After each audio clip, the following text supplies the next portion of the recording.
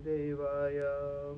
Om Namo Bhagavate Vasudevaya. Om Jnanaatimirandasya Jnananjana Shalakaya Chakshurum Militam Yena Tasmai Shri Gurave Namaha.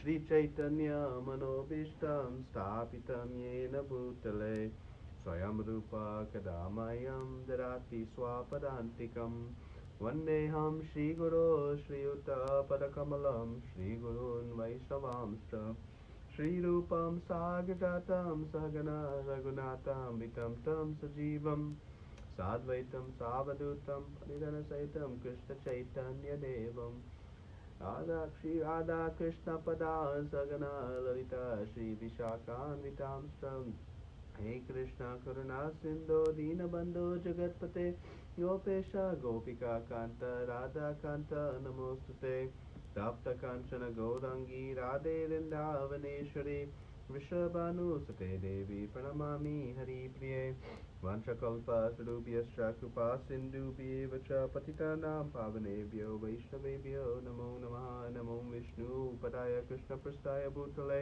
Srimate Bhaktivedanta Swami Niti Namine Namaste Saraswate Deve Gauravani Pracharine Nirvishesha Shunyavadi Paschasya Deshatarine Jai Shri Krishna Chaitanya Prabhu Nityananda Shri Advaita Gadadara Shri Vasadi Gaura Bhaktivinoda Hare Krishna Krishna Krishna Hare Hare Hare Rama Rama Rama Hare Hare.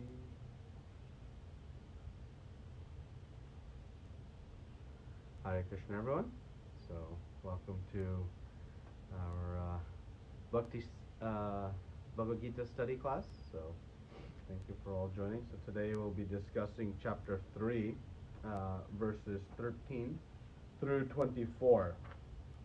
And we continue to discuss this yoga ladder. And this yoga ladder is taking us from lower levels of consciousness and purity, or knowledge and purity, to the highest level of purity and knowledge. And so, as we've been mentioning, as we progress from the different rungs of the yoga ladder, we will increase in two things: purity and knowledge. So we'll talk a lot about that today again. So in chapter 3, it begins with Arjuna's question. And Arjuna was confused as to how he should act. Should he renounce or should he work? And he had misunderstood Krishna's explanation in the second chapter around keeping abominable activities far away. So this chapter is broken out, the first two verses, with Arjuna's question, renounce or work. And then Krishna, in the next 7 verses, explains very clearly, and in the 7th verse, that far superior it is to work. Because working is the nature of the soul. And if one is not yet purified, one will not be able to renounce activity, because their hankerings will bring them back to the lower material platforms. So don't be a mityachara, this pretender, Krishna said. And in the 9th verse, he said, you must do yajna. This is the purpose of human life. Human life is meant to do yajna. And this topic is not so easy, particularly for the materially minded person, to digest, because nobody likes to do sacrifice. Everybody wants the great, enjoyment of everything we think that's ours. But the key word is that we think it's ours. So Krishna has said everyone must sacrifice, but now everybody may not be yet ready at that platform to work in Buddhi Yoga. So Krishna then begins speaking in verse 10 about how the human life is meant for yajna, even for the materially minded persons. And this is the karma kanda process. Remember, this lowest platform, not even on the yoga ladder yet, and we'll discuss that a little bit further.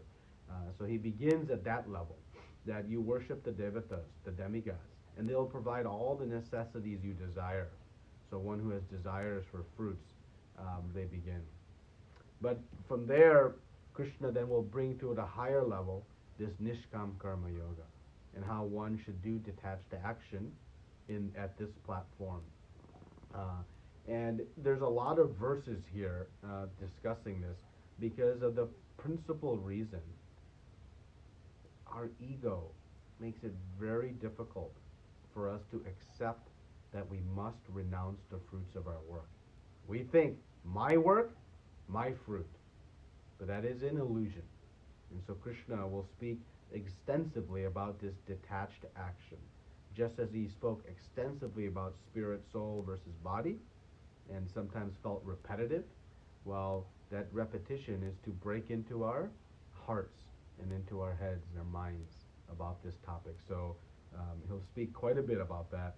And then Arjuna is going to ask another question about what is, okay, this all makes so much sense, but why is it so hard to do?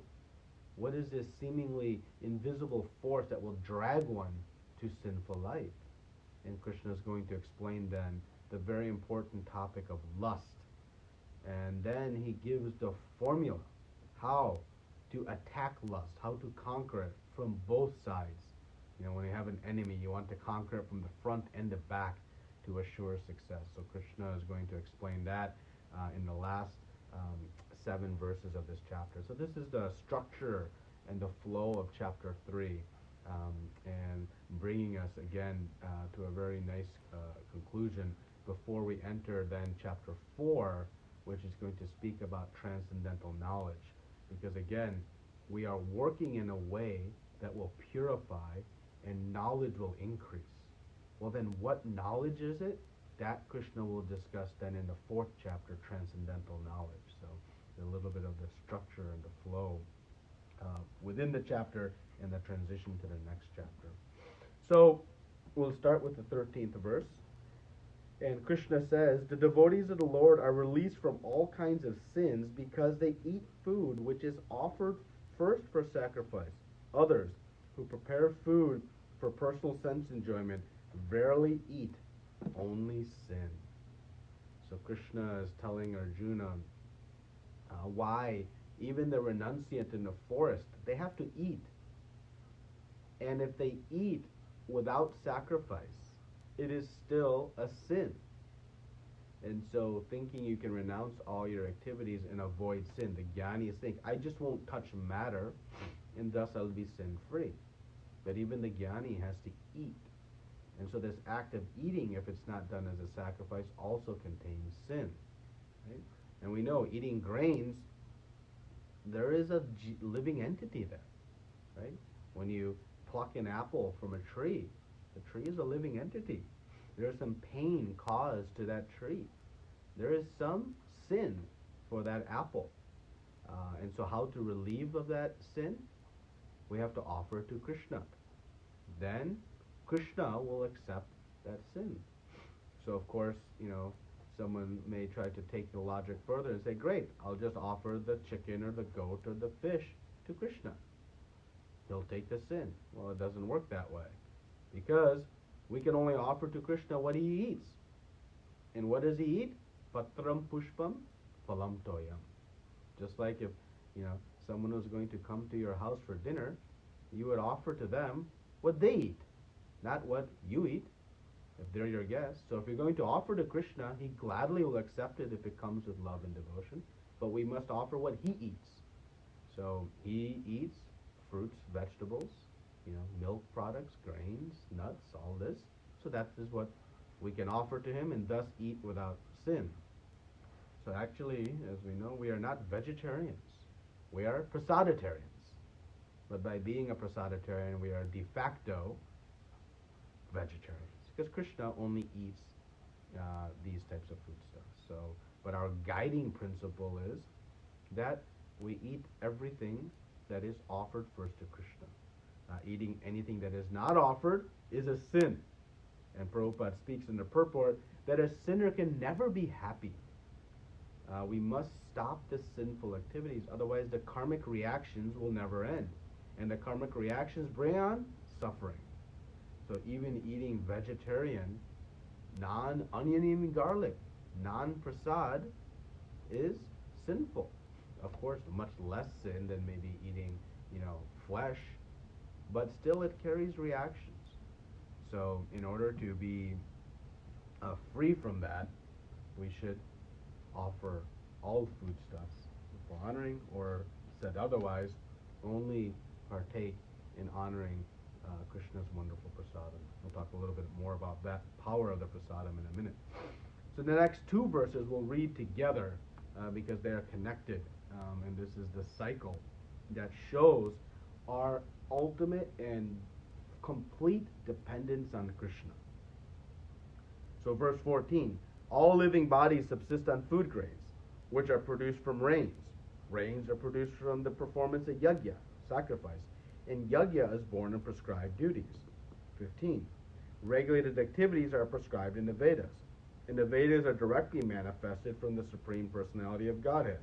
Consequently, the all-pervading transcendence is eternally situated in acts of sacrifice.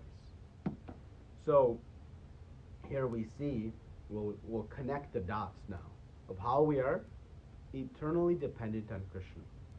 But we think we are independent, and this is the power of Maya. We had a desire to try to enjoy separate from Krishna. And that factually cannot happen. Just like if I want to try to experience life on this planet without gravity, I can't do that. But if I have some very elaborate contraption that can create the experience, then it's maybe possible. Or like a magician. A magician is really skilled if they can create a great illusion to convince us that something that is not real is real. Oh, I have sawed this person in half and separated them into two. It didn't really happen, but to give off the impression, they create a great illusion. So Maya is this very powerful illusion to help us try to experience something that we want, but it's not real. And what is it that we wanted? To be independent of Krishna. But factually, it's not possible. We are fully dependent on Krishna in all aspects of our life. But in order for us to try to pretend to have that, Maya Devi has come and created a very powerful illusion. So her power is only due to our desire to try to be independent of Krishna. So it is our fault only. And if we desire not to be an illusion, that will also happen very quickly. So how do we understand our complete and absolute dependence on Krishna? It's very simple. So, food grains. Everybody needs food grains. You can be the richest person in the world. You can have the largest kingdom in the world. You can be the smartest, the most beautiful, whatever it is. But if you don't have some food to eat, you don't exist. Even the meat eaters, Prabhupada says, they need food grains because the animals they try to eat subsist on food grains. So everyone lives on food grains. And the grains, they come from rains. When it doesn't rain, no matter what fertile soil you have, no matter how much sunlight you have, it doesn't work. So they come from rains. And where do rains come from? They come from yajna. They come from yajna performed to the demigods. We may think, no, they come from the oceans. Well, then why don't they come all the time? Why are there droughts? There is a higher force that is controlling the distribution of rains. And they come from these yajnas. Well, where do the yajnas come from? How do I know what the yajnas are? Well, they come from the prescribed duties contained within the Vedas. And where do the Vedas come from? They come from Krishna. So, if we break the link to Krishna, if Krishna not spoken the Vedas and not laid out the prescribed duties, and then described the various yajnas, where the rains would come from and where our grains would come from. So, Krishna establishes in these two verses the very direct and absolute link our entire existence, we are dependent on Krishna. And this is the understanding Krishna is trying to make to us, because ultimately he's going to tell us again, what should we do with the fruits? Renounce them. So this is starting to help us understand that we are not the doer of our activities. In the purports here, Prabhupada speaks about the power of distributing prasadam. It makes us resistant to material affection. He says it acts like a vaccine that makes us immune. Prasadam will make us immune to the contaminations of the material world. Well, there's a great contaminant in the material world right now that is affecting so many, and everybody is looking for a vaccine, some sort of immunity to this disease. And what is the best of all immunity is honoring more prasadam. And we've all seen some extraordinary videos of what, particularly in India, Srila Prabhupada's ISKCON is doing to distribute so much prasadam, millions and millions of meals a day. We can just imagine what the benefit will be in protecting, certainly first from the bodily effect, but more importantly from the spiritual well-being of these persons. It is the greatest of all service, and very exciting and inspiring to see this activity taking place. It makes us wish we could do something similar here, but somehow that facility may not be available, but if we desire, maybe it can be. But this is the power of prasadam. So now these verses again are within the karma kanda process, and this question was asked previously, and it gives us another opportunity to describe that this karma kanda process. The goal is that one will come to realize that Krishna is behind everything. He is the source of everything. One may inquire, well, where does Indra get the rains from? And where did these Vedas come from? And ultimately they'll bring one to Krishna. That is the goal. And when we learn of Krishna, we then learn the very important conclusion that our satisfaction, our happiness, it only comes from that whom everything else comes, and that is Krishna. So our relationship with Him, serving Him, not our own senses, is what is going to lead to our complete satisfaction.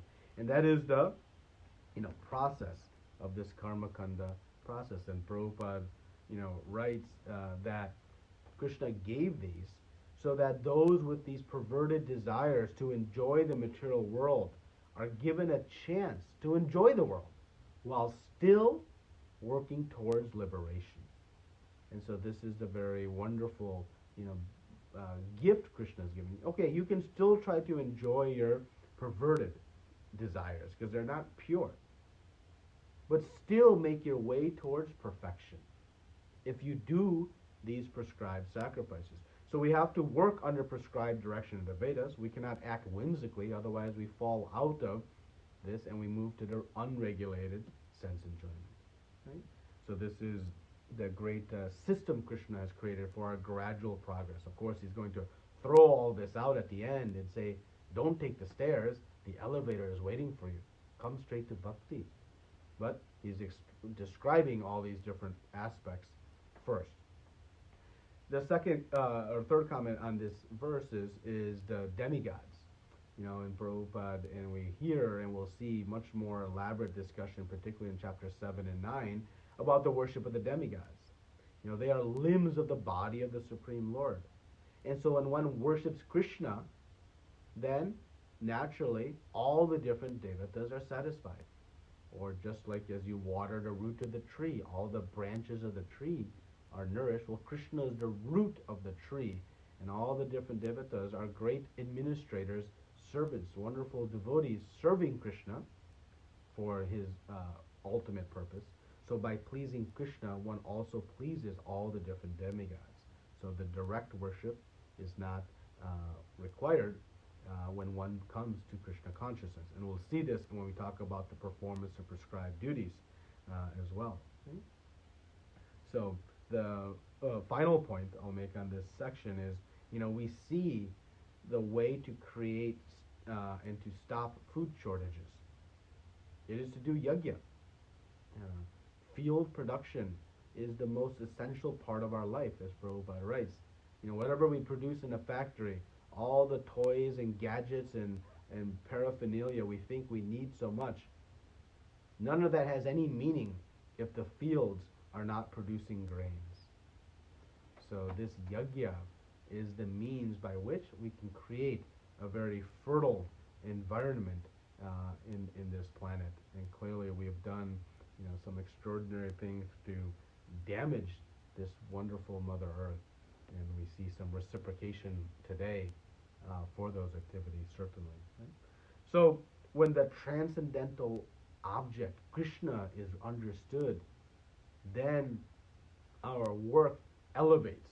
It comes to at least karma yoga and ultimately to bhakti yoga. Right? This is the yajna. So this ladder of consciousness now I wanted to discuss. In the 16th verse, Krishna says that, my dear Arjuna, one who does not follow in human life the cycle of sacrifice thus established by the Vedas certainly leads a life full of sin. Living only for the satisfaction of the senses, such a person lives in vain. So Krishna says, what happens if you don't sacrifice? You live a life full of sin. So he is proving that sacrifice is the key. We must detach from the fruits of our work, because we are not the owners. If we try to enjoy without offering to Krishna, to Vishnu, we are thieves. We are stealing, because we are not the owner. This idea of eat, drink, and be merry, it doesn't work, because we are eating and drinking what is not ours. It is only Krishna, as he's just described, who is facilitating all that we are enjoying. And so if we try to be merry without doing yajna, it will not work, because we are a thief. And what is a thief? Always is punished. Right? So we sacrifice, we must do yajna sacrifice. But we think, oh, I am giving to Krishna my fruits. But we are not giving up our fruits. We are only giving up what is Krishna's himself. I think Borijan Prabhu gives the example, if I come to your house and I sit on your couch, for some time, and then when I'm getting up and leaving, I'm going to donate this couch to you. You'll look at me like, you're a fool. You were sitting on my couch. You're not so kind to be donating this couch to me. It is mine in the first place. That is like what we do in this world. Whatever we create, and then we go give something to Krishna, we are just giving to Krishna what is his anyways. He has provided all the resources. He has provided the entire ability for us to give. He is providing everything. But still, Krishna appreciates that sacrifice. He doesn't think, oh great, give me, it's mine anyways. Just like the child who takes the resources of father and makes a nice gift, the father still appreciates. So this mood of sacrifice, when we break this concept that I am the proprietor, becomes very simple, easy. It's not so difficult to sacrifice or to do, to detach from that sofa, because we know it's not mine. Simple, it's almost laughable. Well, actually, whatever we create in this world, it's not ours. Krishna is facilitating it. Right? So as soon as we, break Maya's trick, who's tricking us to think, I am the doer, I am making it, then this yajna becomes so simple, so straightforward. Yeah, it's Krishna's anyways. Then life becomes very happy and perfect. But until then, as soon as we can try to be the enjoyer, there is sin. Because we are basically stealing. Not basically, we are factually stealing. Because it is Krishna who is providing all the resources. And thus Krishna says in this verse, lives a life in vain. It's a very strong statement Krishna makes. Human birth is meant to realize Krishna. That's it. Not trying to satisfy our senses. And if we don't use this life to realize Krishna, we're wasting it. There's no other value. We can become the richest man in the world. We can become the most philanthropic in the world. We can become the most beautiful, strongest, most intelligent. We can unlock so many sciences. It's all useless, in vain, if it doesn't lead to one realizing Krishna. And so that is the understanding. So by doing the karma kanda sacrifices within the Vedas, one can make slow progress in purifying of desires and increasing knowledge, and slowly bring one to bhakti. Right? So let's discuss now this, progression, this karma kanda in more detail, and we understand how these things actually work. So we said it was meant to provide a gradual progress to the higher platforms. How does it actually work? And in Surrender Unto Me, there's a wonderful description of this that we'll just repeat here.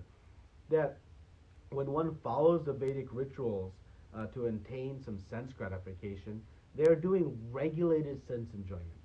So not just, hey, I'm going to do what I want, eat, drink, and be merry, but now follow what's enjoined in the Vedas to experience sense enjoyment. So this is within the mode of passion, right? Because it's I want to enjoy. There's no transcendental goal. The goal is I want to enjoy my senses. And this consciousness progresses because what happens is I start to do some of these sacrifices in the Vedas, and I get the money I want, or I get the spouse I want, or I get the home or the car, whatever it is. And what happens? My faith builds. Wait a minute. I do some sacrifice, and in return, I get something more. Wow, that's a nice exchange. I give up a little, and I get more. This thing works.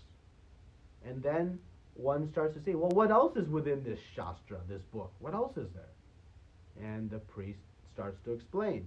Well, you can get some wealth and things like that, but if you really want to enjoy, if you do these sacrifices, in your next life, you can live for 1,000 years. And you can fly in celestial airplanes. And you can enjoy somarasa and beautiful gardens and so on and so forth. Well, because we have some faith built by having some initial wins, if you will, we start to have faith, wow, this will work, and we do more yajna. But in order to do yajna for your next birth, you are implicitly acknowledging, I am spirit soul. Because there's now next life. Means something within me must carry forward. There's a difference. I know the body will be left behind. And this idea of I am spirit soul starts to manifest. Right? But as we get to Swargaloka, one realizes there's still fear. There's death. Incomplete happiness. It's not exactly what we thought. We want more. And this leads one to inquire, well, is there an eternal option? Something where there's none of this even? And that will ultimately bring one to Krishna. So this sequential process and further inquiry will bring one to Krishna. Right? So by following this, one purifies their consciousness and begins to search out this eternal spiritual realm. And we start to let go of these foolish desires. Right? So the person now begins to hear, well, if you chant attentively, begin to render devotional service, you'll experience a bliss. Because now there is some faith in what has been experienced, that message begins to resonate. So this is how this karma kanda process, by experience and knowledge, will certainly bring one to a higher platform. Right? And we see though, those who are above these material desires, they do not follow these prescribed yajnas in the Vedas, because they are already working for a higher purpose, for Krishna. They're not desiring sense gratification. Okay? So this brings us then to the next rung, which is the karma yogi, or the first rung, I should say, because the karma kanda, there's no transcendental goal. So the karma yogi The difference is the karma yogi has a higher goal. They want to transcend matter. They're not looking to enjoy material sense desires. So that's what distinguishes the karma kanda from the karma yogi. They have a higher goal, not to enjoy my senses, but to elevate to a higher platform. So there is some knowledge, there is some gyan that the karma yogi has acquired. Remember, as we move up that platform, we are getting more knowledge and more purification. So by doing karma yoga, more jnana will come, more knowledge. Right?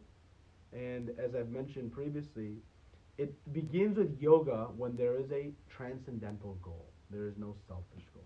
So the first level of this karma yoga is sakam karma yoga. This is one does their duty, these prescribed duties, but they do them by detaching from the fruits, but they want the fruits. So they reluctantly relinquish the fruits. So they know it's the better thing to do, but they don't want to. So there's a reluctance to reduce the fruit or relinquish the fruits. That is the sakam karma yoga. And they purify to nishkam by doing prescribed duties, because one will purify of those material desires. Right? That is a purification we keep talking about over and over again.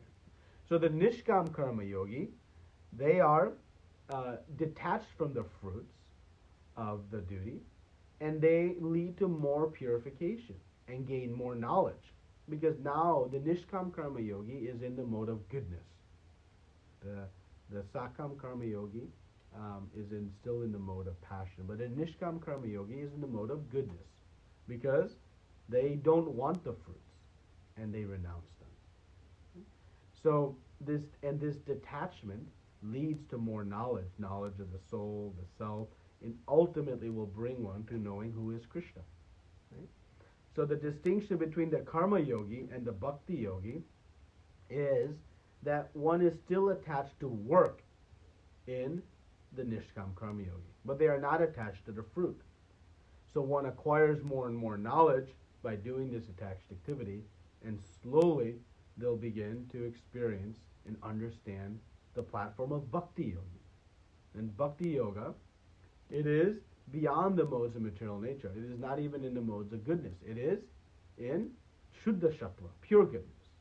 Whereas nishkam karma yoga is in the mode of goodness. So we now break this modes of nature when we come to the platform of bhakti yoga. And so here the difference is, one has renounced the work and the fruits. In bhakti yoga, one renounces both the fruits and the work. Whatever Krishna wants me to do, I'll do. There's no consideration of what I want to do. In nishkam karma yoga, I would like to do this activity, but I know I am not the proprietor, and I surrender the fruits. So, again, as we've been saying, as we move up the ladder, we are increasing in knowledge and increasing in purification. Purification of what? Our material desires. I go from karma kanda, wanting to enjoy the fruits, to nishkam karma yoga, no desires for fruits, to devotional service. I don't even want happiness. I only want to see Krishna happy. So that purification of desires increases as we move up. And knowledge. Knowledge ultimately of who is Krishna in his two-armed form, peacock feather in hair, flute in hand, beautiful complexion, and extraordinary relationships with his devotees. That knowledge comes that leads one to immerse themselves in devotional service. But in the beginning stages, there's just some knowledge of a higher power, some supreme authority, and the clarity of that increases. So this is the knowledge, purification of material desires, and knowledge of Krishna. It increases as we move up the steps of the ladder. So this is the progression of our consciousness. And why will Krishna ultimately throw out these progressive steps? Because we may not have the full intelligence to climb this ladder, to go from step to step, and our success is then not guaranteed. We may fail. We may fall backwards. We may fall off the ladder. So that is the first reason. The next reason is that we don't get Krishna's assistance. In bhakti, Krishna personally takes charge, holds our hand in the process of devotional service. In this sequential process, we're on our own. It is up to our own determination, our own acquisition of knowledge, our own fortune to come in contact with the right knowledge. We are on our own. So if we want Krishna's mercy, we'll follow his instruction, and he's going to say, abandon this sequential process and come straight to devotional service. Okay?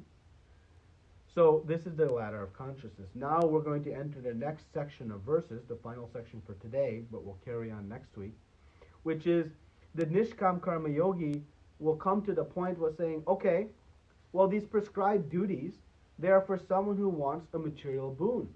But I don't want a boon. I know enough that enjoying matter will not result in happiness. So I don't want any material fruits. So then can I give up my prescribed duties? So Krishna is going to answer this question now in the next verse. In next several verses. So he says in 17, but for one who takes pleasure in the self, whose human life is one of self-realization, who is satisfied in the self only, fully satiated, for him there is no duty. So now Krishna has said, has been speaking up to this point about those with material desires. They should do these yagyas to satisfy the demigods, so their desires will be fulfilled. Now Krishna is saying, what about one who doesn't have desires? So Krishna says, of the Nishkam Karma Yogis, those without desires for the fruits, they have no duty to perform. Right? The self-realized, they're fully satisfied in knowing, I am part and parcel of the Supreme Lord. And so why Krishna is saying no duty to perform? Because they want nothing. We do these prescribed duties for some material reward. So technically, because there's no desires, there's no duty for the Nishkam Karma Yogi, free of desires. Right? And we're going to see in a moment, though, why still one does work. Thus we are in the work zone. So these prescribed duties, again, what are we speaking of? They are the prescribed duties contained within the Vedas, and they are performed for some reward. Right? But also, they also help purify our consciousness. So, they come from the Vedas. They are rules of the material world, and they help us purify. So Krishna is going to tell us that we should continue. But important to note here that once one is in bhakti, the prescribed duties no longer are relevant because they've already reached the highest platform. They've already purified. Okay? So by doing bhakti, Prabhupada writes, one is instantly cleansed. Right? That is the same effect, the cleansing, that it happens by performing these yagyas, these prescribed duties. So by doing bhakti, one has already achieved the result, which is the purification. One is instantly cleansed, Prabhupada says. So there's no need for the devotee to do these yagyas. They have already come to the desired outcome of that cleansing of the material desires. Right? And by being cleansed, one is fully confident that he or she is the eternal servant of Krishna. There is no more material desires clouding one's judgment. And where do we learn what are our duties in bhakti? So these prescribed duties, they are not there, but we have other duties. And where do those duties come from? They come from Guru and Krishna and Shastra. So the Guru instructs us on what are our transcendental duties. So while the prescribed duties are no longer relevant, we acquire new duties. But now again, we're going to focus here on this Nishkam Karma Yoga, but we have to make sure we understand in relation to bhakti, because sometimes we confuse these two. But we'll return back to now in the Nishkam Karma Yogi. Krishna said, there is no duty because one is self-satisfied. And he's going to say in 18, a self-realized man has no purpose to fulfill in the discharge of his prescribed duties, nor has any reason not to perform such work. nor has he any need to depend on any other living being.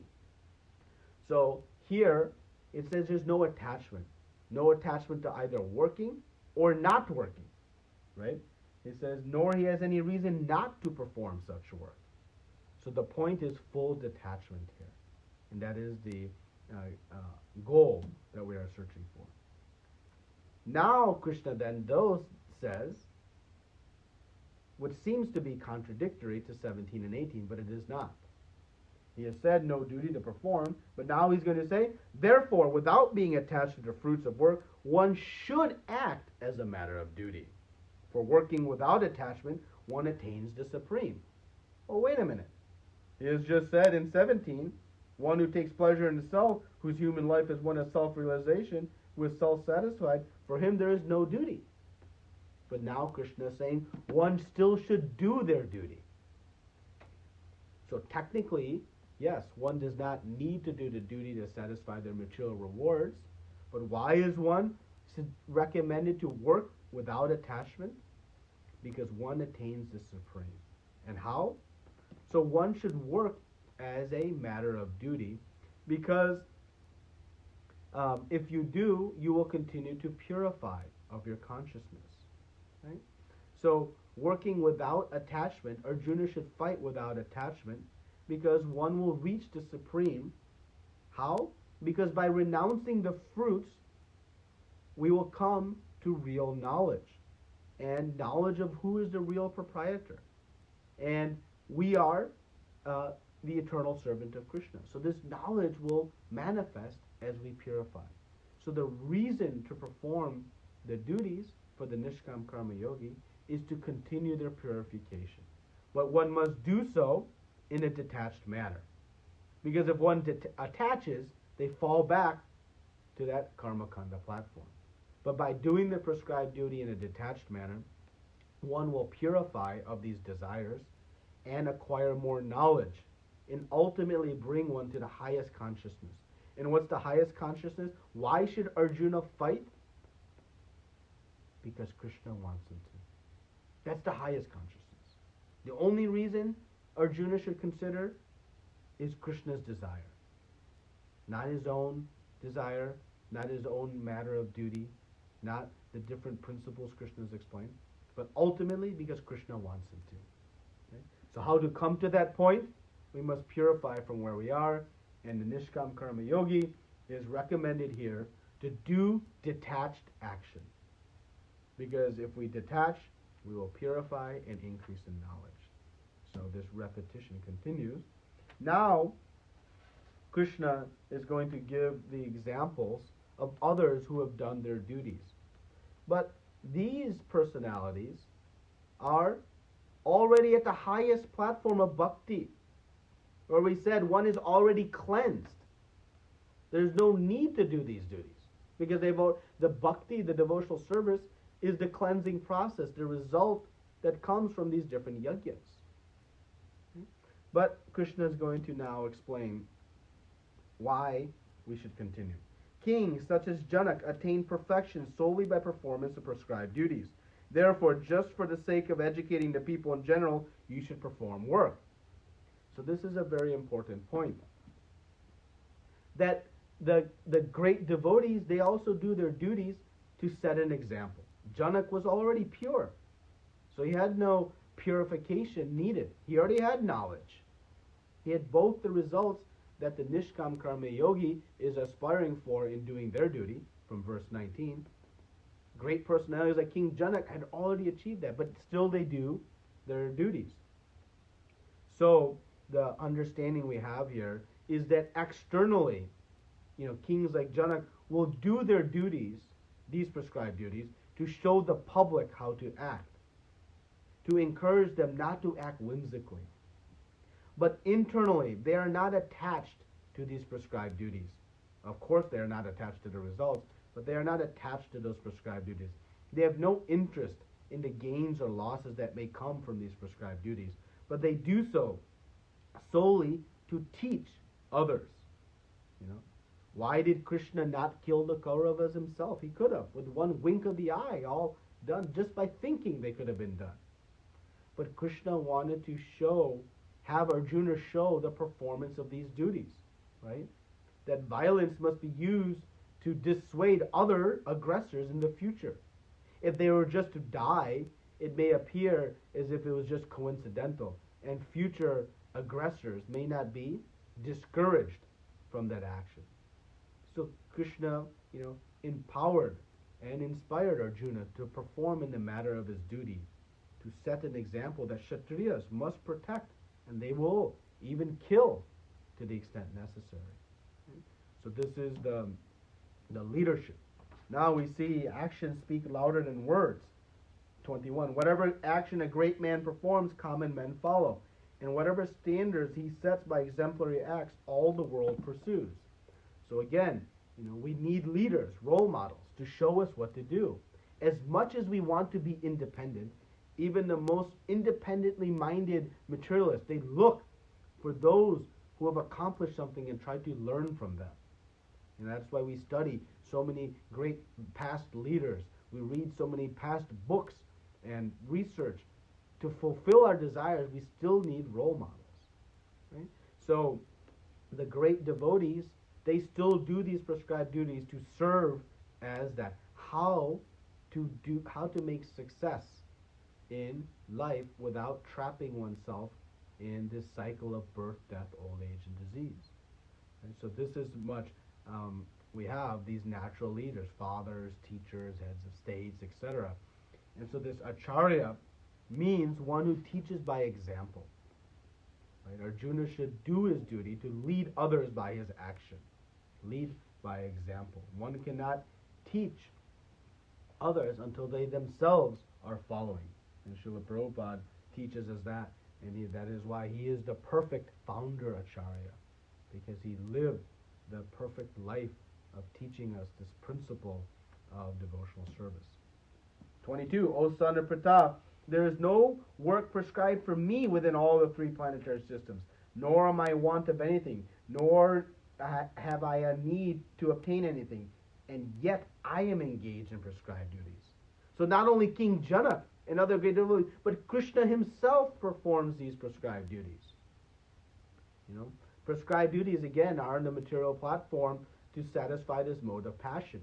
Well, what Krishna could want from the material world? He is the creator of everything. There is no need for him to work.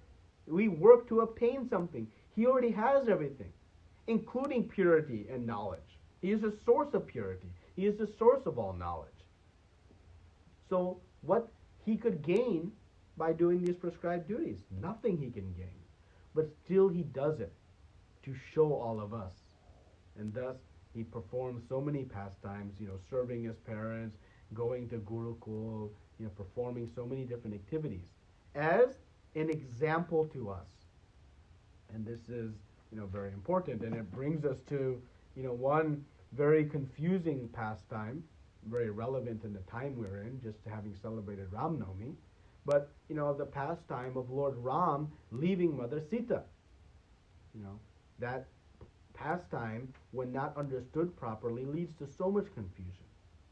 But Lord Ramchandra, as we know, as described in Srimad Bhagavatam, that when he overheard the husband telling the wife that, I'll not accept you as the henpecked Lord Ram has accepted Mother Sita, having gone to another man's house, Lord Ram, hearing that, decided that he had to detach from Mother Sita.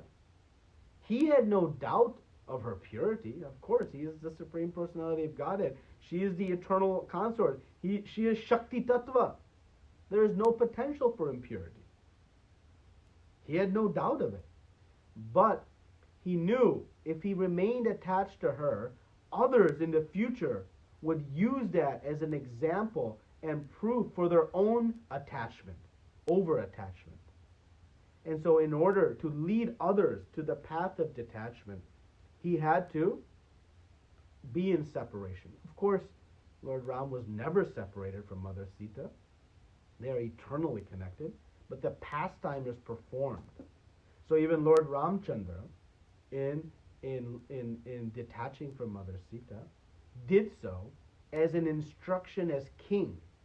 as a duty as husband, he is to protect her. But for the higher principle, as duty as king to lead others, he did so. And so we see, great personalities having to perform even up to the Supreme Lord himself. Right? 23. For I ever fail to engage in carefully performing prescribed duties, O Partha, certainly all men would follow my path. Again, that Srila Prabhupada speaks about, these rules are only for the conditioned souls, not Krishna. But Krishna performs these prescribed duties, again, to lead others. Now, some of Krishna's activities are hard for us to understand, right? Remember, he is not subjected to the rules. So he does things that sometimes transgress these rules. He kidnaps Queen Rukmini, or Rukmini at the time, to become his queen. He's dancing with gopis, who are married women. Or he is, leaving Mathura, breaking the vow not to fight, and attacking Bhishma Pita. So these things seem to transgress, but there is a higher purpose for these activities. So, our instruction is that, we always follow the instruction, the words of Krishna, but while he mostly follows the prescribed duties, there are times when those transgress for a higher purpose. And that higher purpose is always to please his devotees. Whether it's stealing Queen Rukmini to fulfill her desire, whether it's having the Rasa Lila to fulfill the desire of the gopis, whether it's to relish or fulfill the desire of Bhishma Pita, it is always not for his own desire, but to please his devotees. And that is the ultimate love he has. So finally, in this last verse of this section, if I did not perform prescribed duties, all these worlds would be put to ruination. I would be the cause of creating unwanted population, and I would thereby destroy the peace of all living beings.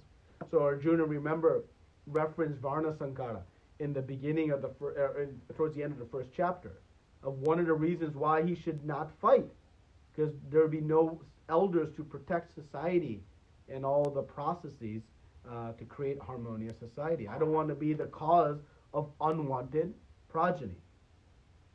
So Krishna here is saying we must do our duty to actually prevent this. Otherwise, others will follow.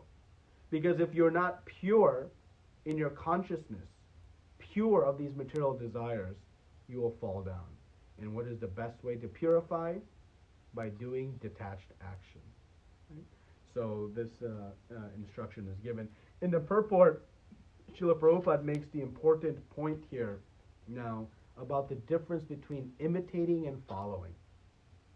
We are to follow these acharyas, follow Krishna, but we are not to imitate. And Prabhupada gives the very stark examples. If you're going to follow somebody very powerful, you must be powerful. If you want to imitate. If you want to imitate Lord Shiva, are you ready to drink the poison and hold it in your neck? No. Are we ready to imitate Krishna by lifting Govardhan? No. But we want to imitate certain activities, like dancing with the gopis or smoking ganja, as Prabhupada writes. But that is not the mood. The mood is we follow the instructions. We follow what is being asked of us. Right? And the ultimate instruction Krishna is giving us, Sarva Dharmam Parityaja, Mamekam Sharanam Vraja. So, just to summarize now these performance of prescribed duties and just how it works. So in the beginning, the Karmakandi, they perform these prescribed duties to satisfy their sense desires. But when one has no sense desires, the Nishkam Karma Yogi still does the prescribed duties, but they detach from the fruits. And this detachment from the fruits is what leads to purification and knowledge. So the Nishkam Karma Yogi still does their prescribed duties, but they detach from the fruits. And that detachment, that detached action, is what elevates one in purity and knowledge. And that is why they continue. And the devotee, the bhakti yogi, they do the prescribed duties only to set an example for others to follow. So, how to understand these prescribed duties across these continuums has been explained in these sections of chapter 3, as Krishna progresses from the karmakandi doing their duty to the nishkam karma yoga having no duty but still does it, to the great kings like King Janak, to Krishna himself performing these duties. But ultimately, when one comes to devotional service, again, one has no prescribed duties to perform, and one's duties elevate to the point of performing the duties enjoined by Guru, Sadhu, and Shastra. Okay? And this has a similar theme that we saw from Nectar of Devotion, around, when one comes to Raganuga Sadhana Bhakti, one still performs their Vaidhi Sadhana principles. So externally, one is practicing the Vaidhi Sadhana principles while internally experiencing the love of Raganuga Bhakti.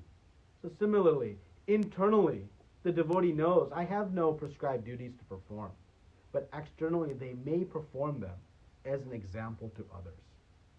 So, but otherwise, there is no need for these prescribed duties. So now, in the next set of verses, the next 8 verses, Krishna is going to do a comparative analysis of what happens to the detached worker versus the attached worker. So what happens when we do detached action? We know increase in purity, increase in knowledge. And what happens to the attached worker? Birth, death, old age, and disease, bondage. So Krishna will do a comparative analysis for the next 8 verses, and then we'll move into lust and how to conquer lust. And that will conclude chapter 3. Okay, so any comments or questions, discussion we can have today?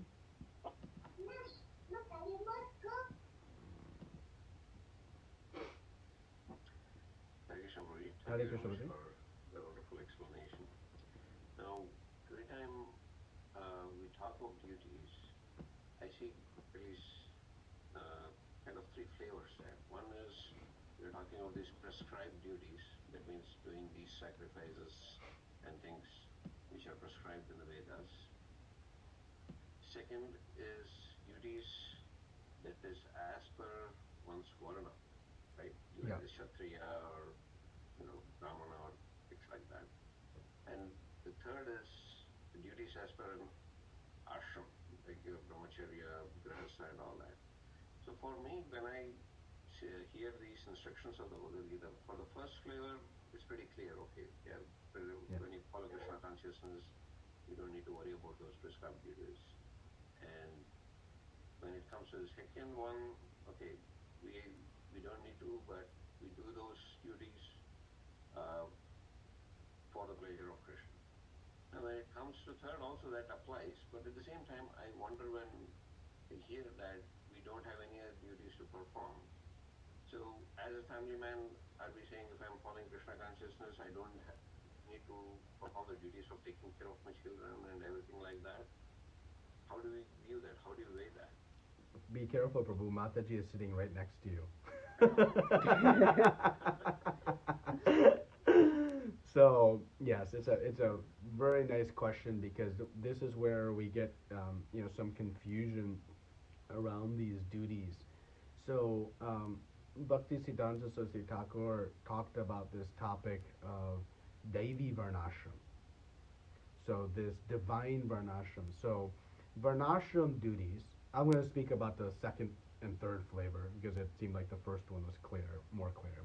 But you can stop me if that's you don't want me to start there. But the Varnashram duties we speak about, remember, that is a material platform. It is a platform to create a productive and cooperative society, so that then spiritual realization can manifest. But in and of itself, and Krishna says this in Srimad Bhagavatam, performing your prescribed duties in Varnashram Dharma will not result in success in and of itself, unless it comes to bhakti. So, doing our different varnas and ashrams based duties, it creates a cooperative and peaceful existence in the material world so that one can then take to the higher purpose. But one has to take to the higher purpose. And the example is given of doing our varnashram duties is like cultivating the field, plowing it, tilling it, putting good soils in it. But that in and of itself will not create crop. You have to plant the seed and you have to water it. You have to take it further, right? So that is that.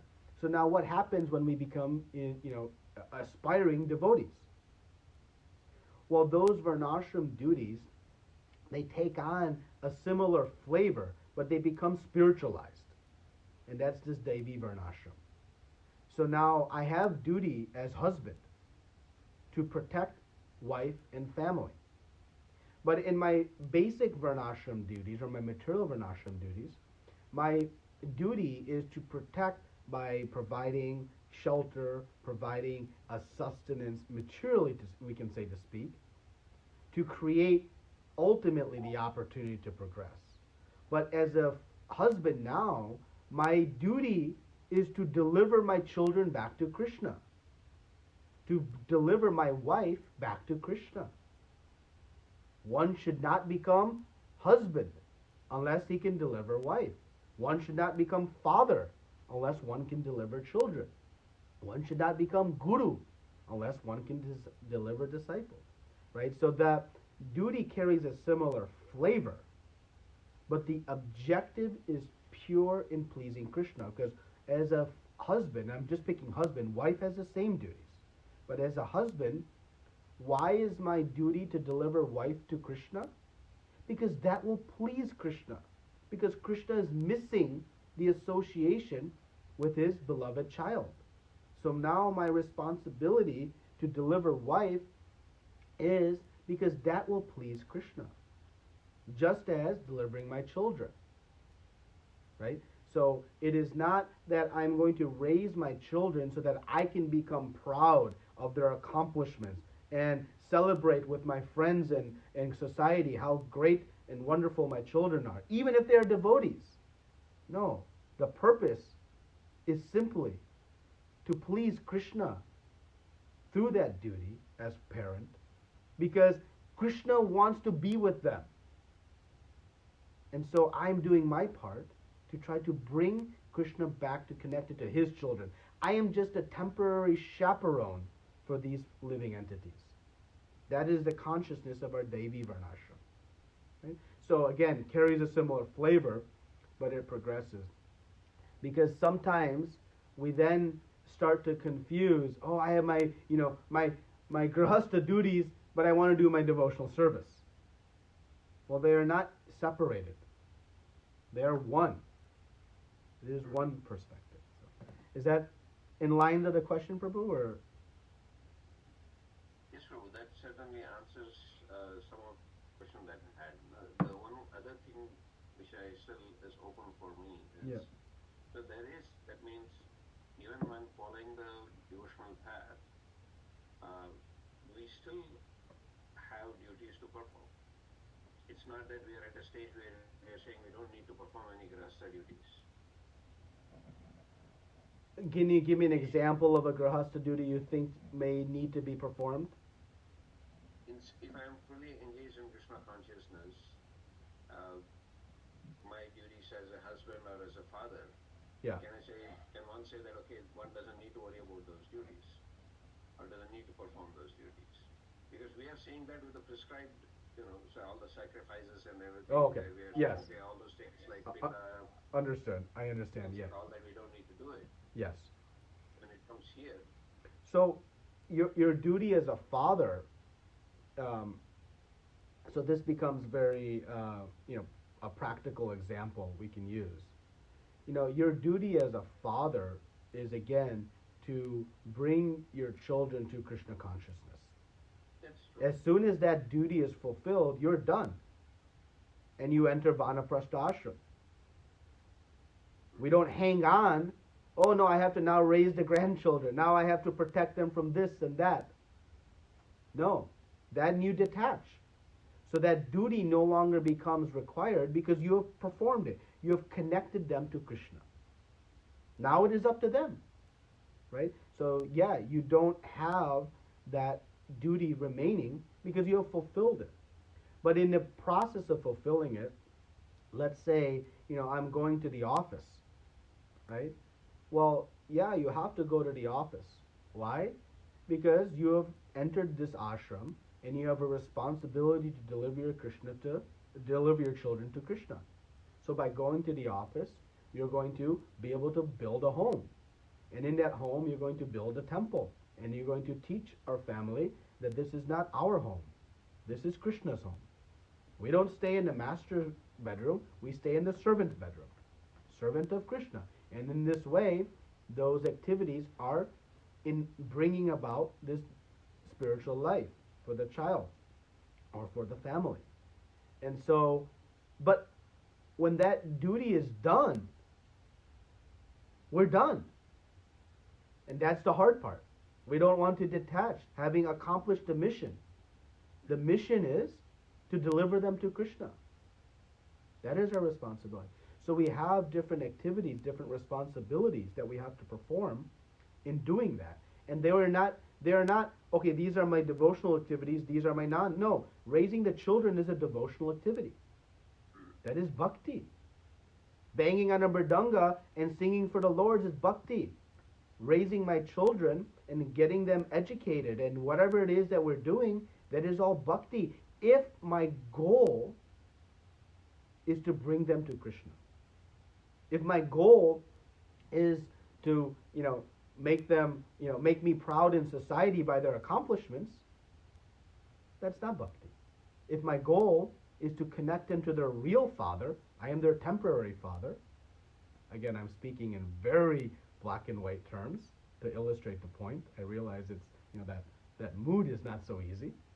But we are just their temporary father.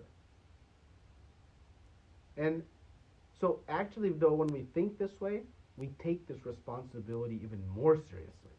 It doesn't lead to abandoning the father. When the aspiring devotee thinks, oh, I want to go and surrender myself to Krishna, and they leave the family behind, that is, they haven't understood what really pleases Krishna. They think myself going and, I'm just going to speak in extreme, going out and traveling the world distributing books while my family is suffering in my absence, well, how is that going to please Krishna? It may please my desire, it may please me for what I want, but then that's not bhakti. Anyabilashita shunyam. No desires. So as soon as we think in the line of what Krishna wants, it happens. And that is why we need Guru in our life.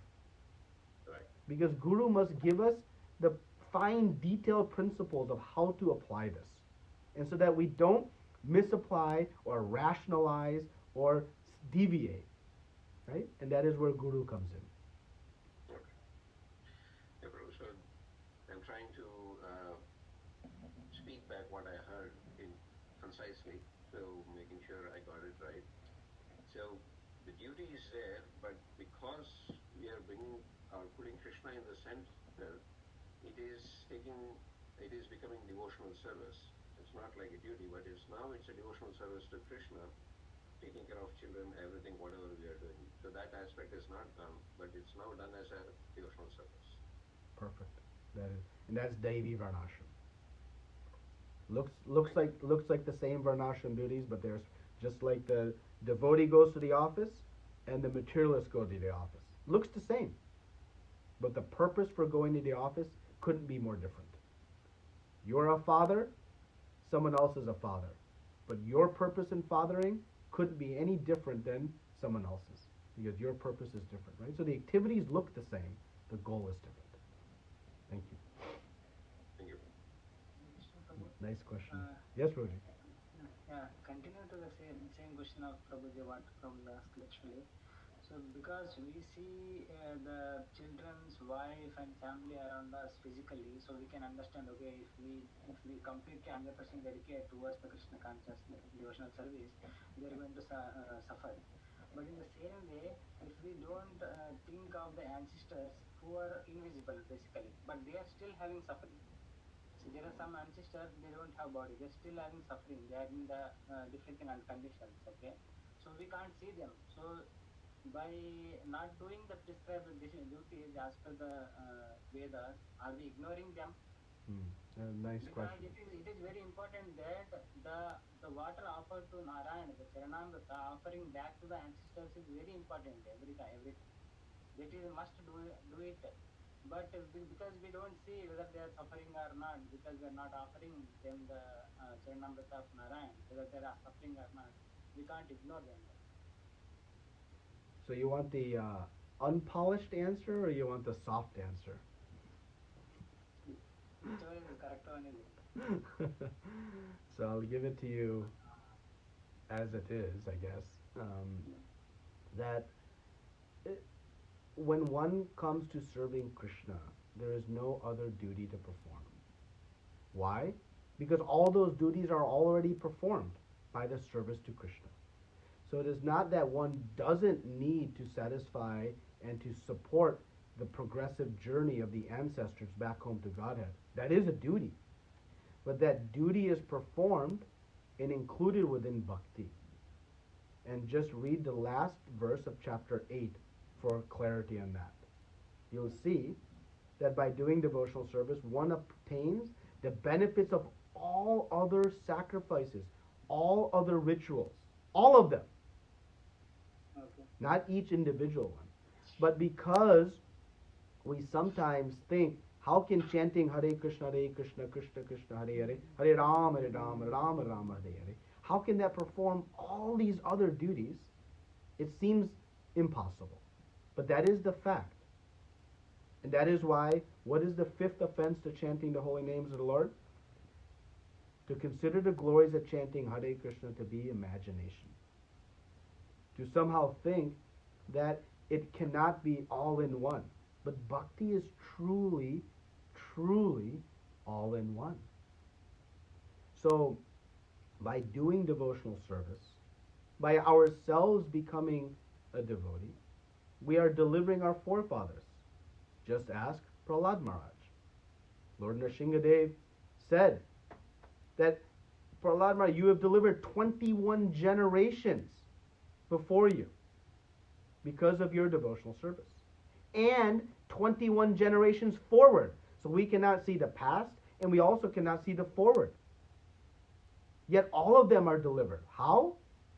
By you doing devotional service. So, yes, offering Charanamrita of Narayan to the forefathers is a means to deliver them. But chanting the holy names of the Lord is the all-in-one means to deliver them in all of our other duties. All of them. So, one need not feel compelled to do these other duties. And I emphasize the word, one need not feel compelled. Meaning, if I don't do, something is left out. If one is taking to devotional service. But, on the other hand, one may do those duties. One may perform them, if feeling so inclined, but with the understanding that they are not required. Because as soon as I say they are required, it means there is some incompleteness to my chanting, to bhakti. And that we don't want to do, because that is the fifth offense. So, again, I just want to say it again just for emphasis. One need not feel compelled to do those, but one may do so if inspired to, but with the understanding that they are already taken care of by doing devotional service. So that is the dual track consciousness we can have to approach these. Right? Is that okay? Yeah, when it comes to Harinam, when it comes to the pure devotion service, everything is supersede. We don't need to take and do anything. That's perfect. But when it comes to the spiritual, like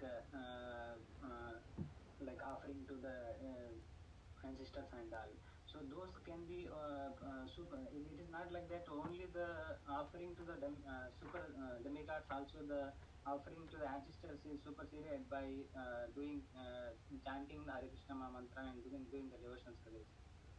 That is one point. Other point is, even if one is dedicated, become a sannyasi, completely leave everything. Even in that case also, even the ancestors and also the children also will be delivered, and everything is taken care of Krishna. So there is no difference even leaving the ancestors or leaving the children. It is same. No difference. I didn't understand the last point. No difference in leaving what? No, I'm saying that the living the duties with respect to the ancestors and the living the duties with respect to the children or the family when we are in the complete pure condition, and also we are chanting the Hare Krishna mantra, which actually supersedes everything in one platform. Yes, but you cannot, once you enter this grahastha, you have immediate dependence on you today that your ancestors don't have in your ashram. So you can serve them in any ashram. But your children, if you're in sannyasa ashram and your children are young and not able to be protected and supported, then you are neglecting that duty. So you cannot rely on, oh, Krishna will take care of them and I'll just go and, renounce them. No, once you enter that ashram, you have to fulfill it. So, but once they reach an age, 25 years old is the prescribed Vedic age, we have no longer any responsibilities. Right? So, if you start the process, then you must at least see it through, because they have immediate dependence on you. Now, in a very, very elevated state, maybe there's some, exceptions, but that must come under the order of Guru. No other idea. Okay. With respect to the stage or the position of us compared to the ancestors and the children, we have more responsibilities toward the children at this stage. Immediately, yeah. Temporary time period, basically. Yeah, there are practical requirements. Yes, this makes more sense. Thank you, Prabhu. Yeah. It is more clear now. We have responsibility to all, but we have a practical responsibility with our family. Yeah. Correct. Hare Krishna. Thank you, Prabhu. Hare Krishna.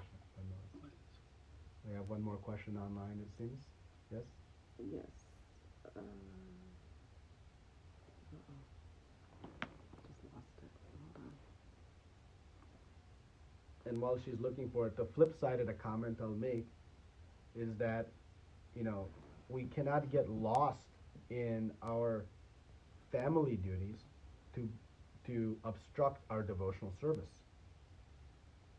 Because otherwise we are actually not doing service to our children.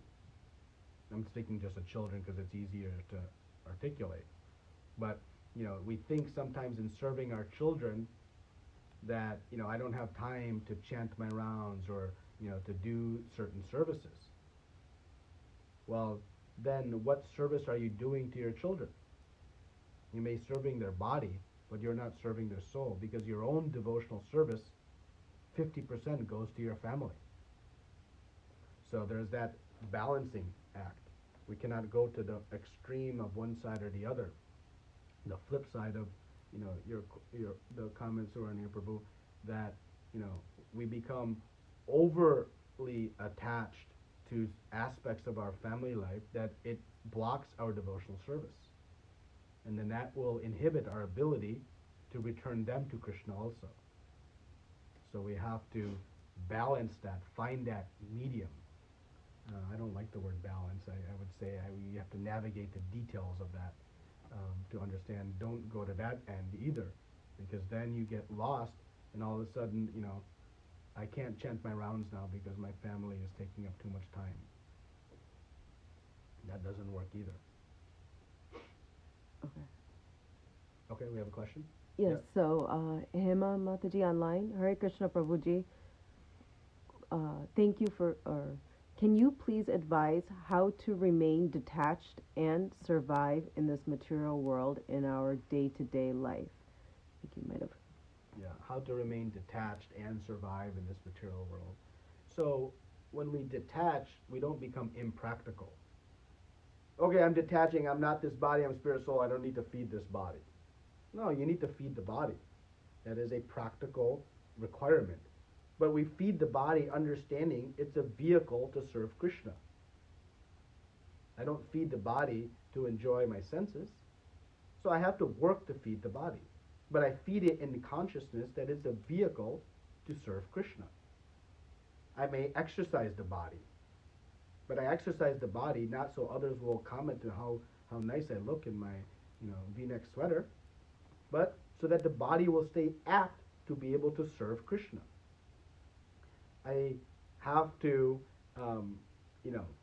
do certain activities, but the goal should be always to serve Krishna. Right? So, but in serving Krishna, I don't say, oh, I'm just going to chant all day, I don't have to eat, Krishna will take care of it. No, that's not the practical understanding. So we detach from the sense desires, but we attach to using everything for Krishna.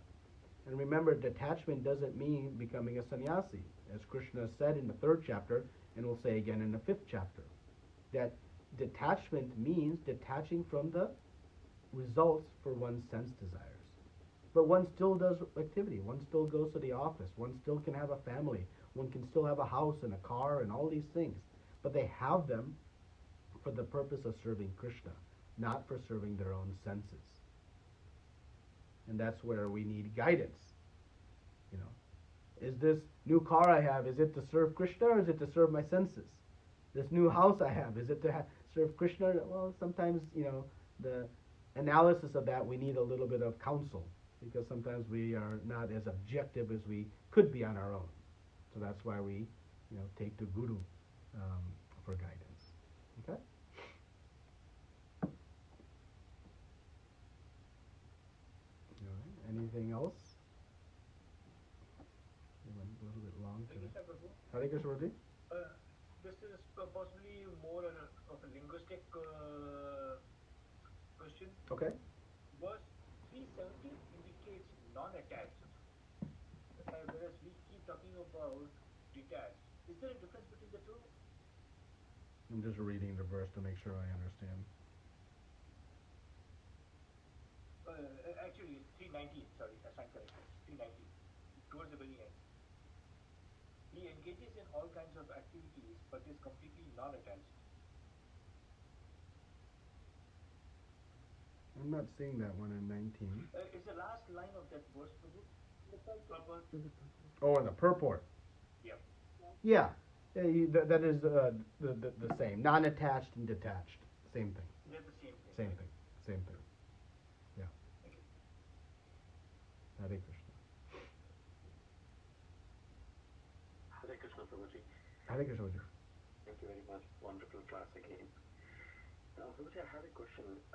Every purport Prabhupada is saying, a fully Krishna conscious person, even in the 4th chapter, 3rd chapter. Sometimes, what is the definition of fully Krishna conscious person? Because after going through all this Sakama, Nishkama and all, I still feel I'm not even close to Sakama sometimes. I'm still having the desires.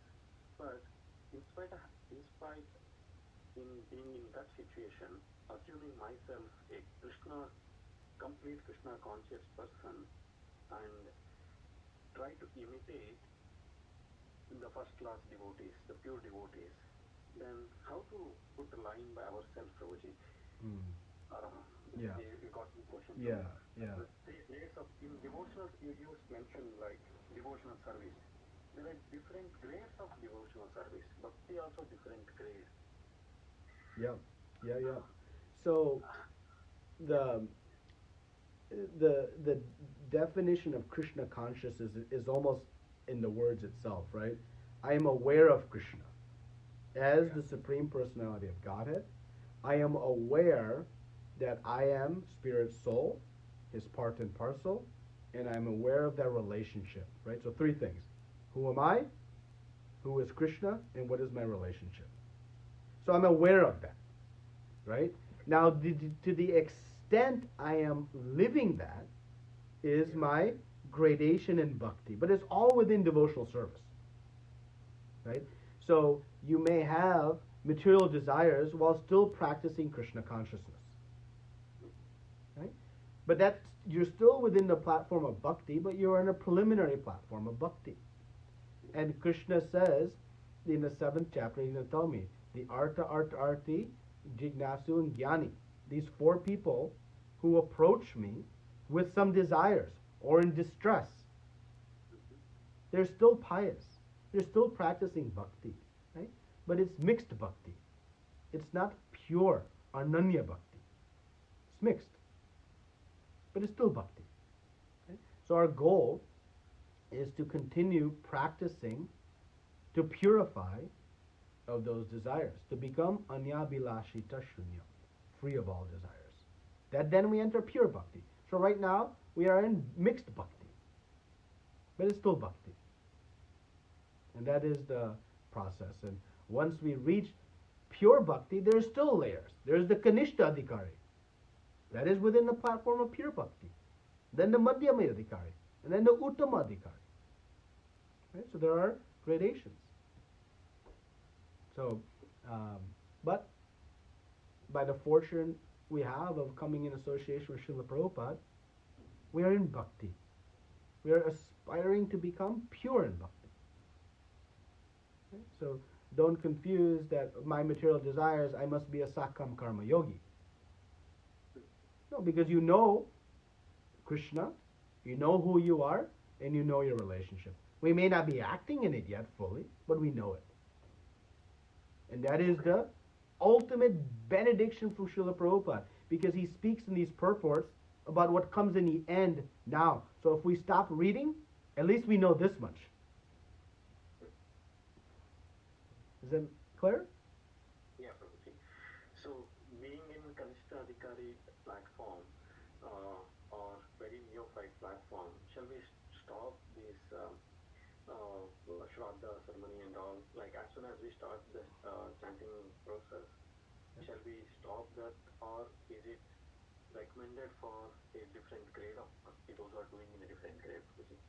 No, anyone who chants the holy names of the Lord has no other duty to perform. That is very clear. Even if one performs in an impure state, but one is performing, there is no other duty to perform. So you have no need to perform any other activity.